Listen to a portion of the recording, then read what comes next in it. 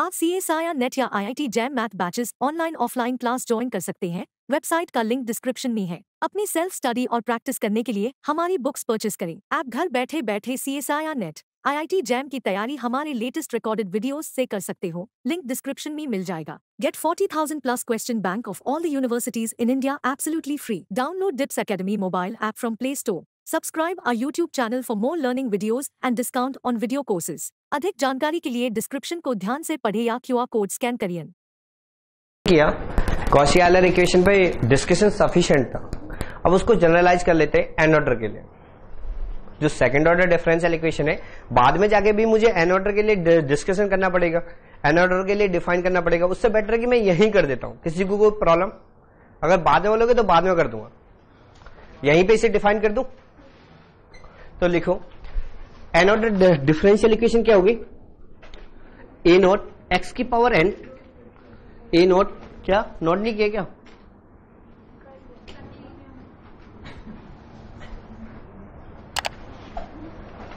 कर लिया क्या?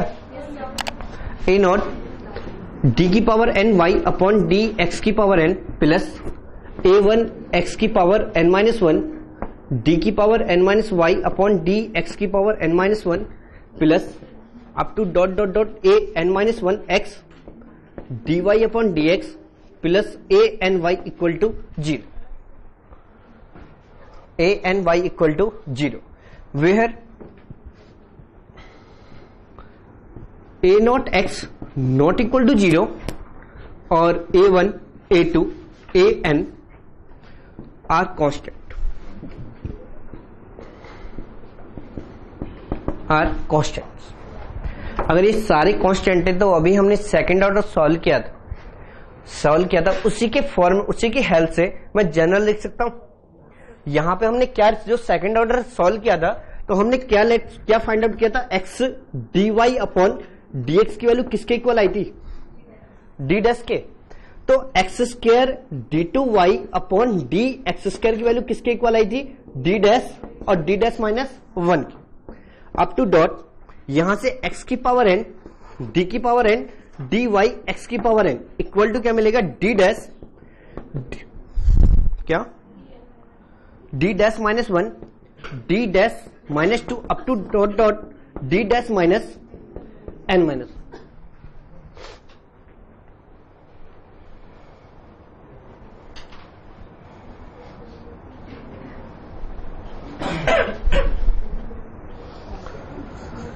D dash n minus one. अगर मैं इन सारी वैल्यू को गिवन डिफरेंशियल इक्वेशन में पुट करता हूं तो जो भी फॉर्म मिलेगी वो कैसी फॉर्म मिलेगी? जो इक्वेशन मिलेगी वो किस में कन्वर्ट हो जाएगी? कांस्टेंट कोफिशिएंट में। यहां की बात जब हम पुट करते हैं तो पुट करने के बाद में क्या मिल जाएगा? Constant coefficient.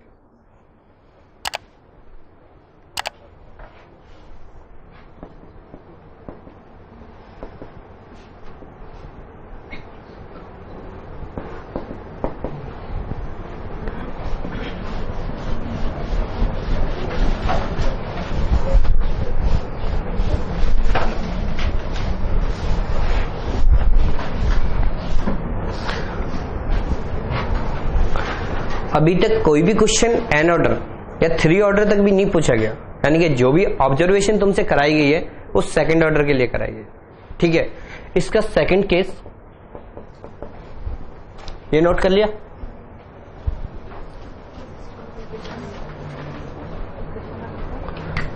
इक्वेशन वन, ठीक है। इसका सेकंड केस, वैसे तो अगर बुक पढ़ते तो वहां पे इसे सेकंड केस को बोलते हैं लीजेंडर इक्वेशन, लेकिन हम कोई नाम नहीं दे रहा हूं, डायरेक्ट लिखो तो ठीक है।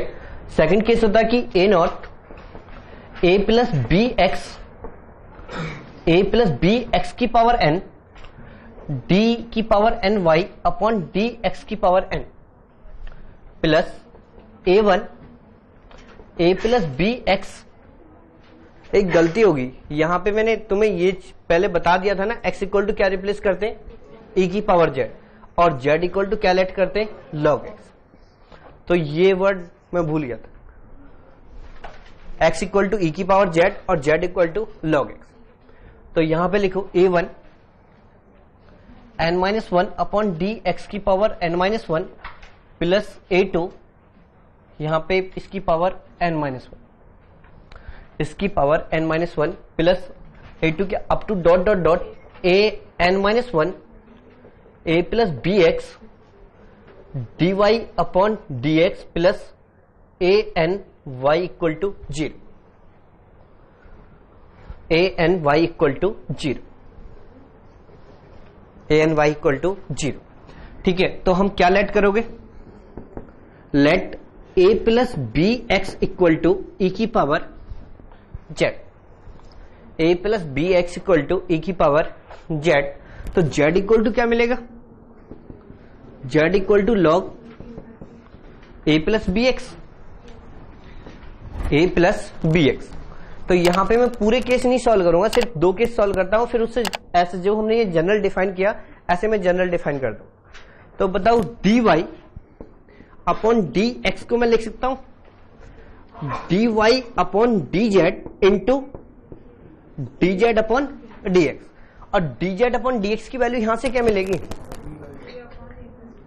यहां से इसकी वैल्यू मिलेगी 1 upon a plus b x into dy upon dx sorry dz into b।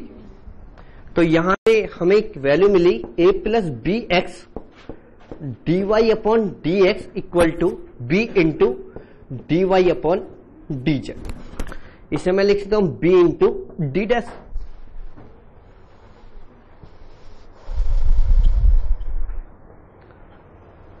इसे लिख सकता हूं b इंटू d डैश।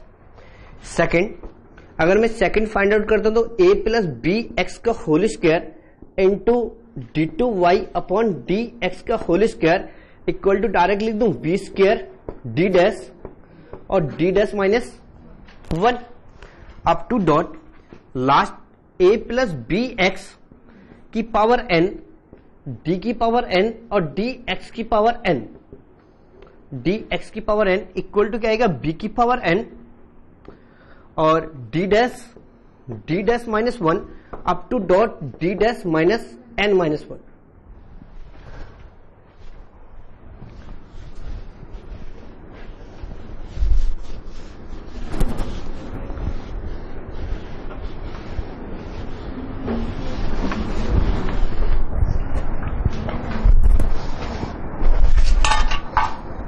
इस पे क्वेश्चन लिखो,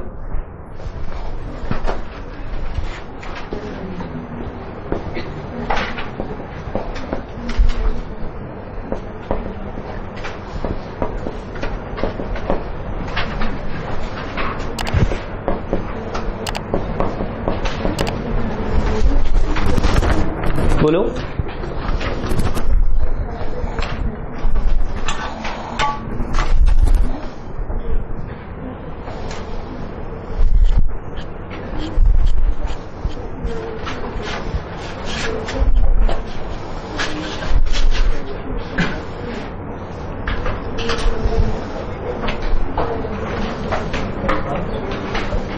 हाँ कर लो तो बेटर है।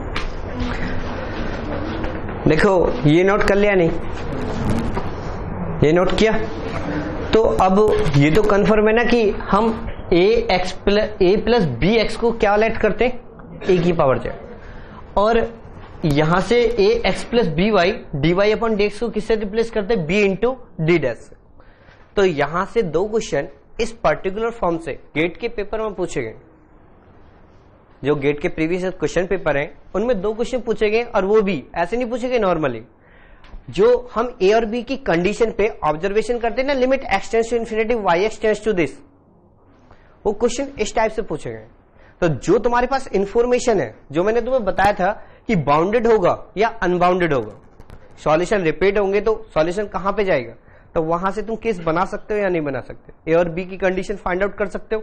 नहीं होगा तो बाद में डिस्कशन, जो सीट में क्वेश्चन है बाद में डिस्कस करा दूंगा, या फिर अगर सीट में नहीं हुए तो मैं जो टेस्ट होगा उसमें डाल दूंगा, करवा जरूर लूंगा तुमसे किसी न किसी फॉर्मेट में, कोई ना कोई क्वेश्चन या तो सीट में होगा नहीं तो टेस्ट में होगा, मिलेगा जरूर तुम्हें वो क्वेश्चन। ठीक है, तो कैसे सॉल्व करोगे, सबसे पहले Hope you are liking these learning videos. Want to study with Dubey Sir Live? Join our offline online batches for CSIR NET Maths and JAM. Visit our website or click on the link highlighted to know more. 2x minus 3 into d y, या फिर पूरा लिख देता हूं 2x minus 3 equal to क्या let करोगे e की power z। तो यहां से इसकी वैल्यू क्या मिलेगी, z equal to log 2x minus 3, z equal to log 2x minus 3। ठीक है, अब यहां से बताओ डायरेक्ट पुट कर दूं 2x minus 3 dy upon dx की वैल्यू b, x का कोफिशिएंट, यार x का कोफिशिएंट क्या है 2, तो लिख सकता हूं 2 इंटू डी डैश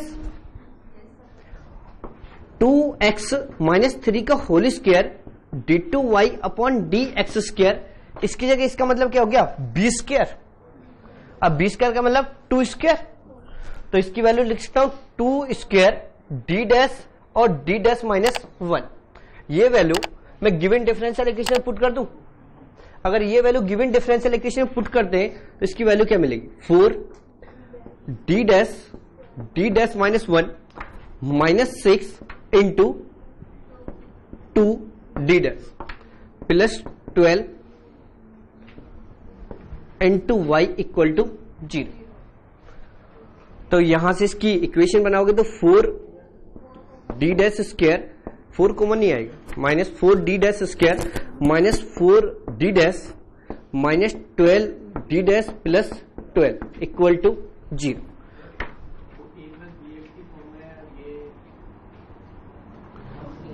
तो क्या हो गया, इसे माइनस 3 प्लस 2x लिख दो, a प्लस बी एक्स की फॉर्म में ही कन्वर्ट हो गया। बस x का ही तो कोफिशिएंट चाहिए, यहां पे जब भी मल्टीप्लिकेशन हो रही है वो किसका कोफिशिएंट मल्टीप्लिकेशन हो रही है, x का कोफिशिएंट। तो यहां से मैं लिख सकता हूं 4 d dash square 16 d dash plus 12 equal to 0। Divide करोगे तो यहां से क्या मिलेगा d dash square 4 d dash plus 3 equal to 0। तो m की वैल्यू 2 मिलेंगी, एक तो 1 एंड 3। तो सॉल्यूशन मिल गया y of z equal to c1 e की पावर लैम्डा 1 यानी कि लैम्डा 1 z, तो z प्लस c2 e की पावर 3z, और e की पावर z की वैल्यू क्या है 3x माइनस 2x माइनस 3। तो c1 2x minus 3 plus c2 2x minus 3 की पावर 3।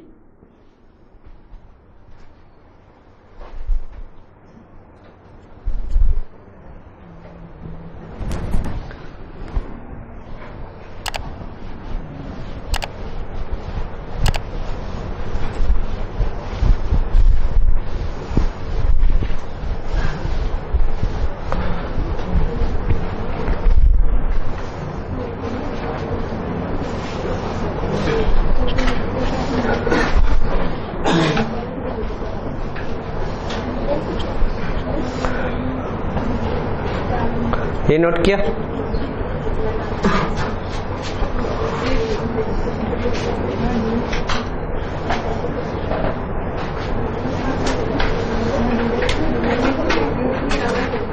ये नोट किया नहीं,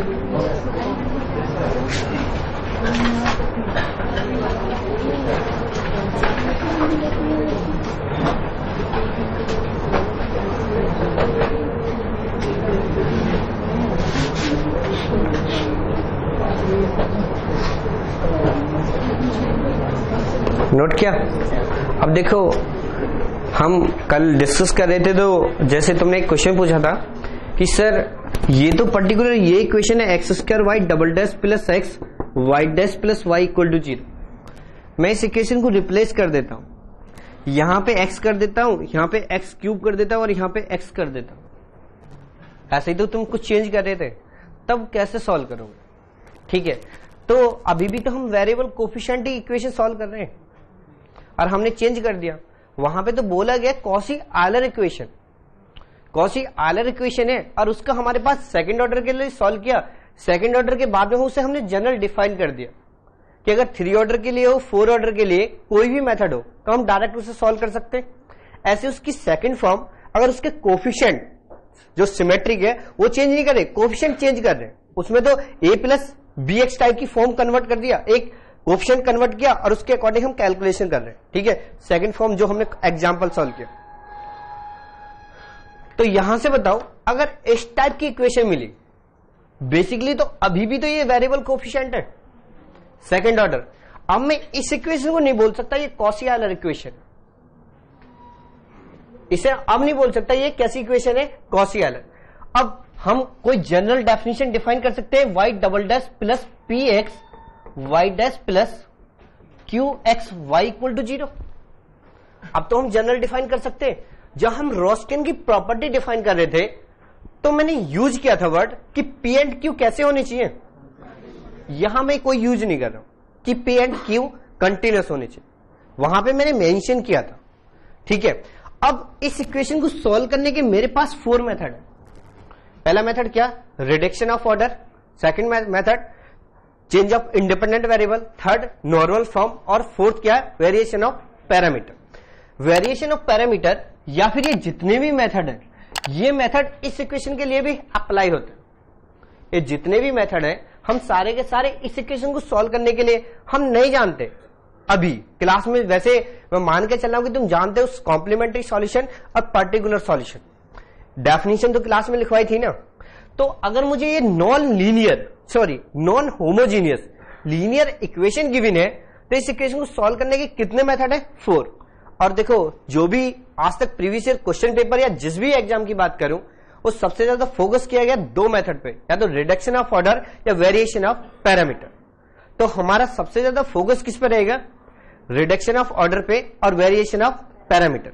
दूसरी चीज जो हमारे पास लास्ट मेथड है नॉर्मल फॉर्म, नॉर्मल फॉर्म में नहीं भी कराऊं तब भी कोई प्रॉब्लम नहीं है, अगर मैं क्लास में नहीं भी पढ़ाऊंगा तब भी कोई प्रॉब्लम नहीं है, क्योंकि प्रीवियस ईयर में कोई भी क्वेश्चन हम इन 3 मेथड की हेल्प से सॉल्व कर सकते हैं।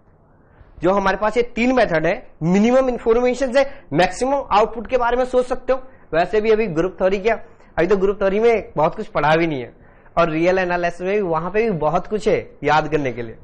जब फॉर्मूले याद करेंगे ना तो वही भूल जाओगे कि कहां पे कौन सा फॉर्मूला अप्लाई करना लास्ट में जाके। तो अपनी मिनिमम इंफॉर्मेशन से मैक्सिमम आउटपुट के बारे में सोचते हैं। लेकिन प्रॉब्लम क्या है कि मैं करा करना क्यों चाह रहा हूं, जो जीरोज का कंसेप्ट है, जो जीरोज का कंसेप्ट है वो यही तो इक्वेशन थी y double dash plus Q x y equal to 0। मैं तुमसे जो क्वेश्चन पूछूंगा, क्योंकि करना तो उसमें कुछ होता नहीं है, ऑप्शन अगर तुम्हें स्टेटमेंट याद है तो इस पर्टिकुलर इक्वेशन से ऑप्शन को रिलेट कर सकते हो या नहीं कर सकते। कैलकुलेशन तो इनमें होती नहीं, इन क्वेश्चन में कैलकुलेशन नहीं होती। तो तुमसे अगर कैलकुलेशन कराऊंगा तो नॉर्मल इक्वेशन दूंगा, उसे इस फॉर्म में कन्वर्ट करोगे और फिर तुम सॉल्यूशन के बारे में ऑब्जर्वेशन करोगे। फिर तुम्हें ये क्वेश्चन सोचना है कि हमें ये क्वेश्चन अटेम्प्ट करना है या नहीं करना टेस्ट में, क्योंकि इस क्वेश्चन का सिलेक्शन करना भी बहुत बड़ी बात होती है। क्योंकि कभी कभी गलत क्वेश्चन अटेम्प्ट करने से टाइम वेस्ट हो जाता कि हमने ये क्वेश्चन अटेम्प्ट करना चाह रहे हैं और उसमें बहुत टाइम लगा दिया, 15 और 20 मिनट वेस्ट हो जाती है। ठीक है, तो इस इक्वेशन को मैं सॉल्व करने के लिए सबसे पहला मेथड किसकी डिस्कशन करूंगा, रिडक्शन ऑफ ऑर्डर। जानते हो रिडक्शन ऑफ ऑर्डर के बारे में। अब रिडक्शन ऑफ ऑर्डर की प्रॉब्लम क्या थी, रिडक्शन ऑफ ऑर्डर हम अप्लाई तो कर सकते हैं लेकिन कब अप्लाई कर सकते हैं, क्वेश्चन मार्क्स तो यहां है कि वहां ये सेकंड ऑर्डर, अभी मैंने इसे होमोजीनियस कन्वर्ट कर दिया, सपोज करो, सॉरी होमोजीनियस, हाँ होमोजीनियस इक्वेशन में कन्वर्ट किया, तो होमोजीनियस इक्वेशन को तो सॉल्व कर सकते हैं ना रिडक्शन ऑफ ऑर्डर से। कब अप्लाई, कब सॉल्व कर सकते हैं, जब उसका एक सॉल्यूशन गिवन हो, या तो वो गिवन कर दे या फिर तुम्हें फाइंड आउट करना पड़ेगा। और फाइंड आउट करने के लिए तुम्हारे पास 2 रिस्ट्रिक्शन होती है, या तो वो सॉल्यूशन e की पावर mx टाइप का होगा या फिर वो सॉल्यूशन x की पावर m टाइप का होगा। 2 ही तो रिस्ट्रिक्शन होती है। पहली फर्स्ट रिस्ट्रिक्शन कि सॉल्यूशन x की पावर m टाइप का हो, और सेकंड e की पावर mx। तो ये हिडन और ट्रायल मेथड से इस इक्वेशन को सॉल्यूशन मतलब सेटिस्फाई कराया गया। जो सेकंड ऑर्डर है, सेकंड ऑर्डर डिफरेंशियल इक्वेशन होती तो इनफाइनाइट है लेकिन सॉल्यूशन वेरिएबल कोएफिशिएंट, और सॉल्यूशन भी हम बहुत सारे मेथड से find out Just watching videos won't help. You need to practice your learning by solving questions. Get the latest practice books from DIPS. Click on the link to buy now. कर सकते हैं, लेकिन हमारे syllabus में जो restriction है ना, उसके अकॉर्डिंग अभी हम इन 4 पे ही काम कर रहे हैं। ठीक है, ऐसा नहीं बोल रहा हूं कि क्या नाम है ये फिक्स है। सेकंड ऑर्डर वेरिएबल कोएफिशिएंट इन्हीं मेथड से सॉल्व होती है। सॉल्व होने के लिए बहुत सारे मेथड है। ठीक है, और हमें ज्यादा नहीं पढ़ना, हमें तो बस मिनिमम पढ़ना। ठीक है, तो लिखो इफ e की पावर mx, इफ e की power mx is a solution of, if e की power mx is a solution of the differential equation, अगर ये e की पावर mx इस डिफरेंशियल इक्वेशन का सॉल्यूशन है, then what is the condition of m? Then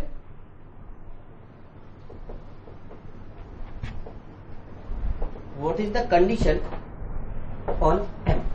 अब हमें solution था तो m पे कंडीशन फाइंड आउट करनी कि m की कंडीशन क्या होगी। तो सॉल्यूशन पहले वो बोल रहे हैं ना, अगर ये वर्ड हटा दूं तो क्या ये सेटिस्फाई करेगा? फिर तो हमें चेक करना पड़ेगा। अब यहां पे बोला गया कि ये इक्वेशन जो e की पावर mx है वो सॉल्यूशन है, तो इसे सेटिस्फाई करेगा। तो पुट कर सकते हो। अगर पुट करता हूं तो यहां से क्या मिलेगा, m स्क्वायर e की power mx plus px into m e की power mx plus qx e की power mx equal to 0। e की पावर mx कॉमन ले सकते हो, e की power mx m square m px plus qx equal to क्या मिलेगा, 0। अब e की पावर mx तो इसका सॉल्यूशन नहीं है, सॉरी e की पावर mx तो 0 नहीं होगा, लेकिन 0 किसकी हेल्प से होगा, इसकी हेल्प से। a dot b equal to 0, either a0 और b0, तो e की पावर mx तो कभी भी 0 नहीं होगा। तो 0 कौन होगा, m square plus m p plus q equal to 0। तो यहां से इफ एंड ओनली इफ लिख सकते हो, जब भी m square plus m p x plus qx 0 होगा तब ये डिफरेंशियल इक्वेशन का सॉल्यूशन होगा। e की पावर mx क्या हो जाएगा, सॉल्यूशन हो जाएगा। समझ में आया नहीं है? तो हमें m पे कंडीशन मिली जो हमें लास्ट तक याद होनी चाहिए। ठीक है, फर्स्ट एग्जांपल इस पर base, X square Y double dash, sorry X Y double dash plus x Y double dash plus X minus 2 Y dash plus -2 -2y equal to 0, -2y equal to 0।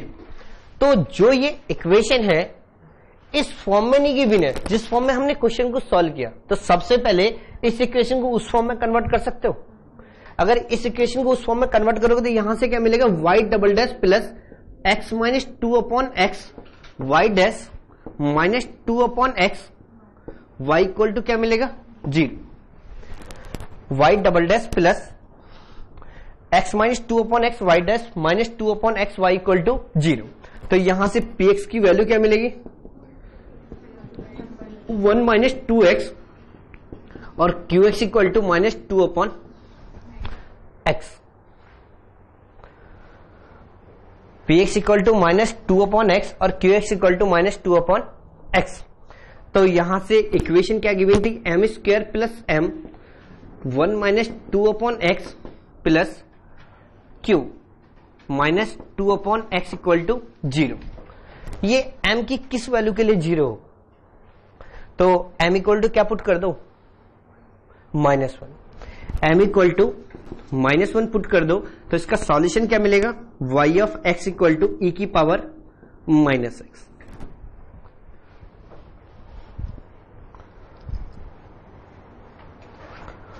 तो देखो ये जो कंडीशन है ये हमें याद होनी चाहिए। अब ये तो नहीं बोल सकते ना कि हमेशा इसी फॉर्म में सॉल्यूशन मिलेगा, सेकंड कंडीशन भी तो है इसी की। तो यहां पे चेंज करो, अब ये नोट कर लिया,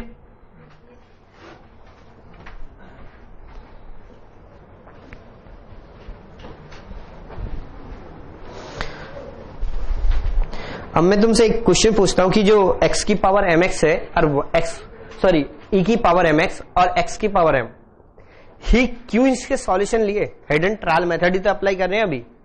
बेसिकली जो सेकंड ऑर्डर डिफरेंशियल इक्वेशन है e की पावर mx और x की पावर m ही सॉल्यूशन क्यों है? क्या? हाँ, e की पावर में आ जाता। क्या e की मतलब x की पावर टाइप में बनेगा? देखो, इसका सॉल्यूशन का रीजन ये नहीं है, इसकी हेल्प की बात नहीं करते। देखो, रीजन ये है कि e की पावर x कोई भी फंक्शन, जितनी भी हम पहले ऑर्डिनरी डिफरेंशियल इक्वेशन डिफाइन कर रहे थे, तो ऑर्डिनरी डिफरेंशियल इक्वेशन का जो भी सॉल्यूशन होगा वो फंक्शन क्या होनी चाहिए? रिस्ट्रिक्शन अप्लाई करते कि वो कंटिन्यूअस और कैसी होनी चाहिए? डिफरेंशिएबल। ऑलवेज कैसी फंक्शन मिलनी चाहिए? कंटिन्यूअस और डिफरेंशिएबल। तो हमने माना कि कोई ऐसी फंक्शन मिल जाए जो ऑलवेज क्या हो? कंटिन्यूअस भी हो और डिफरेंशिएबल भी हो।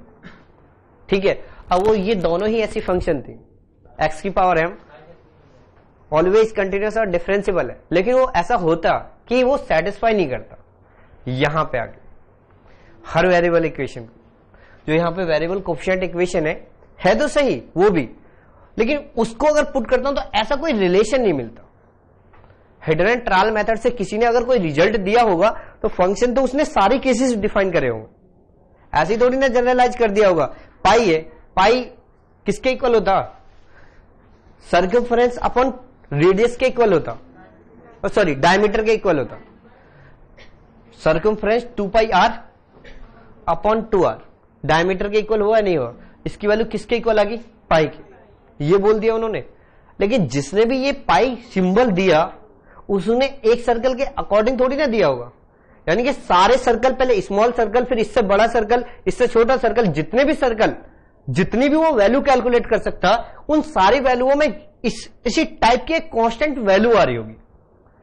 ये कोई वैल्यू है, जब इसकी वैल्यू फाइंड आउट कर रहे हैं, जैसे यहां पे 3.14 आ रही है, तो वो सारे केसेस में यही वैल्यू आ रही होगी, तब उसने इस वैल्यू को एक सिंबल दिया होगा।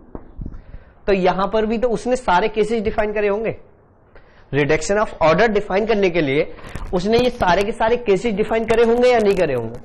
यानी कि सारी फंक्शन ट्राई करी होंगी। हमें दो ही केसेस में ऐसी फंक्शंस मिली, e की पावर mx और x की पावर m टाइप का। तो सेकंड केस कौन सा आता है हमारे पास? इफ x की पावर m, लिखो सेकंड केस, इफ x की power m is a solution of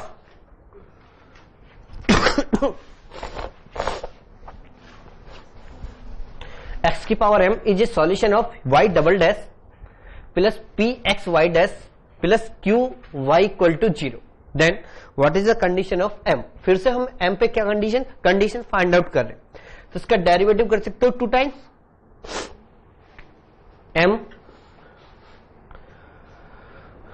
m minus 1 x की power m minus 2 plus m x की power m minus 1 px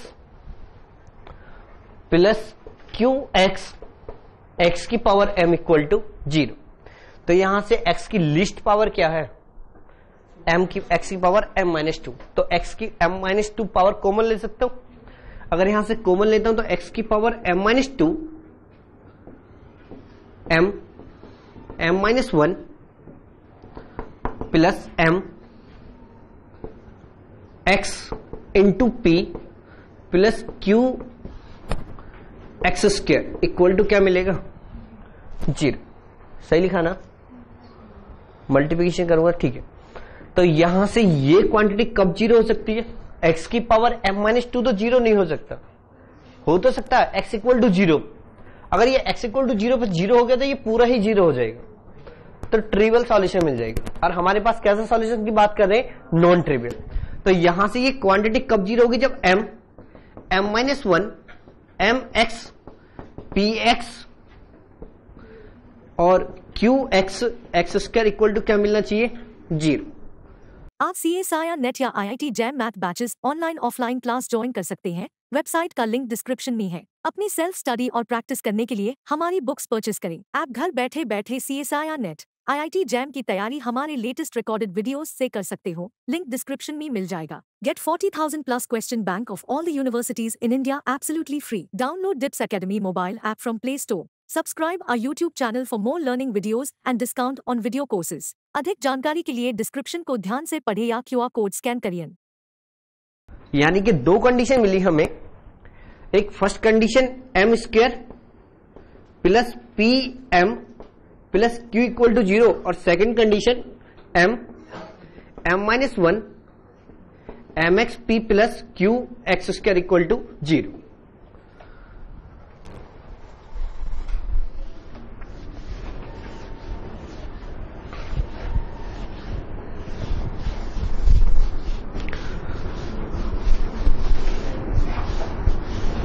equal to 0। तो इसके ऊपर एग्जांपल लिखो, एक्स स्क्वायर वाई डबल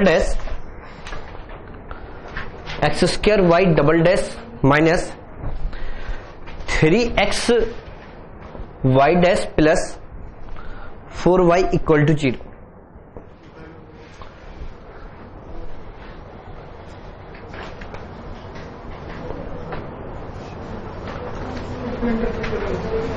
ठीक है, ये इक्वेशन है। तो पहले ही से स्टैंडर्ड फॉर्म में कन्वर्ट कर सकते हो। तो यहां से क्या मिलेगा, y double dash minus 3/x Y dash plus 4/x square y equal to 0। y double dash minus 3/x Y dash plus 4/x square y equal to 0। तो यहां से px की वैल्यू माइनस 3/x और qx की value 4/x square. तो condition m minus 1 plus mx into p 3/x plus 4/x square into X square equal to क्या मिलना चाहिए, 0। एक्स स्क्वायर से एक्स स्क्वायर कैंसिल, एक्स से एक्स कैंसिल। तो यहां से इक्वेशन मिली m square minus m minus 3m plus 4 equal to 0। तो m square minus 4m plus 4 equal to 0, m minus 2 का whole square equal to 0 implies m equal to 2। तो इसका solution क्या होगा, y of x equal to X square.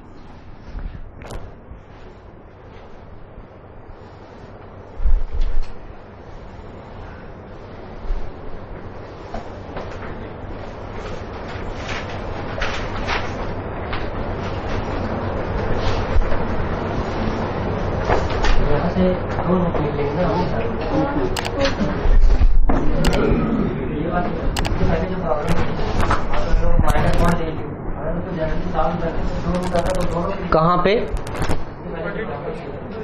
दूसरा question क्या, हाँ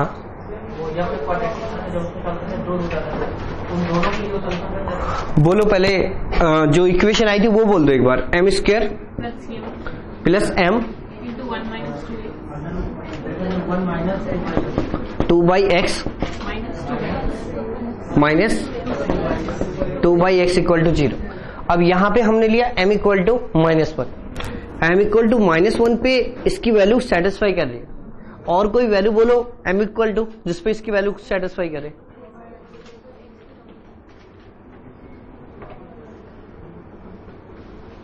ये क्वाड्रेटिक वाली बननी है। यहां पे हिडन ट्रायल मेथड अप्लाई करोगे। यहां पे तो basically x x cancel out हो गया, जरूरी थोड़ी कि हो ही जाएगा। अगर नहीं हुआ तो फिर तो तुम्हें m की वैल्यू चेक करनी पड़ेगी ना हिडन ट्रायल मेथड से कि ये 1 आएगा या 2 आएगा। यहां का कोई शॉर्टकट नहीं ले। अब तुम्हारे पास सबसे बड़ी बेसिकली प्रॉब्लम क्या आएगी, इक्वेशन हमें तो पता था ना कि पहली इक्वेशन जो भी थी, जैसे बोलना एक बार इक्वेशन x फर्स्ट क्वेश्चन की X Y double dash X minus 2 Y equal to 0। अब हमें तो पता ना कि ये इक्वेशन है और इस इक्वेशन का सॉल्यूशन ये फॉर्मेट है और ये इक्वेशन है और इसको मैं इस मेथड से सॉल्व करूंगा। क्योंकि यहां तो मैं पर्टिकुलर एक मेथड का एग्जाम्पल उठा रहा हूं, किसी एक पर्टिकुलर मेथड का ही तो एग्जाम्पल उठा रहा हूं।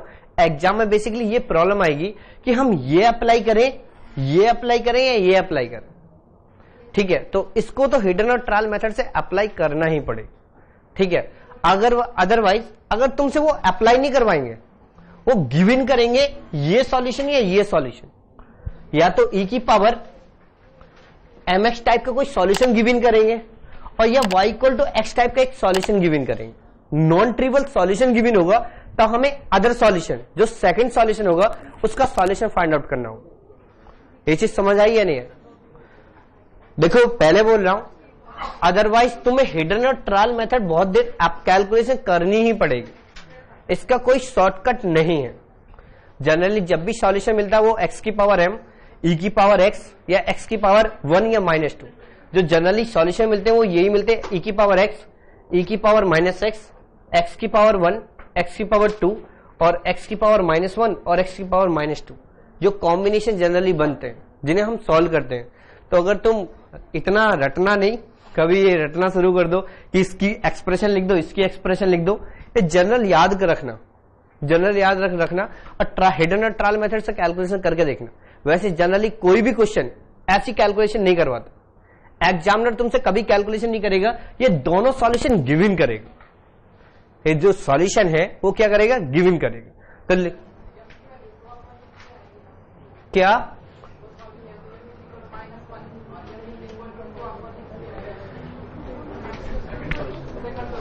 यहां पे क्या आएगा, m इक्वल टू 2/x। अगर मैं सॉल्व करता हूं 2/x पुट करता हूं तो 4/x² plus 2/x minus 2/x minus 2/x equal to 0 है। तो 4/x² plus 2/x minus 4/x² minus 2/x, और ये इससे कैंसिल आउट और ये इससे कैंसिल आउट और इसकी वैल्यू क्या मिल गई, 0। ठीक है, आप सोच बहुत ज्यादा लेते हो। प्रॉब्लम क्या है कि आप जो सोचते हो ना वो डायरेक्शन गलत हो जाती है। यहां पे जब हम सॉल्यूशन डिफाइन कर रहे हैं वो m को कांस्टेंट मान के चल रहे हैं।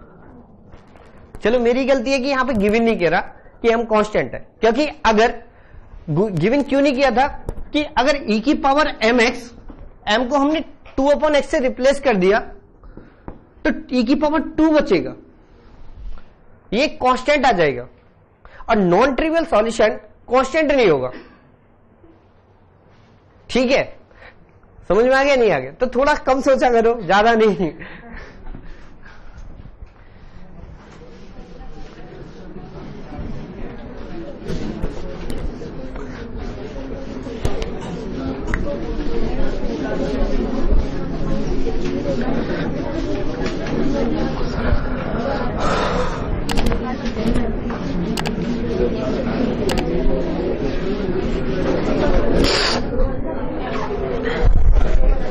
लिखो reduction of order.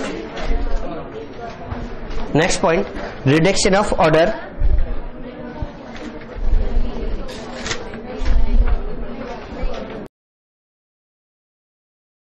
Hope you are liking these learning videos. Want to study with Dubey Sir Live? Join our offline online batches for CSIR NET Maths and JAM. Visit our website or click on the link highlighted to know more.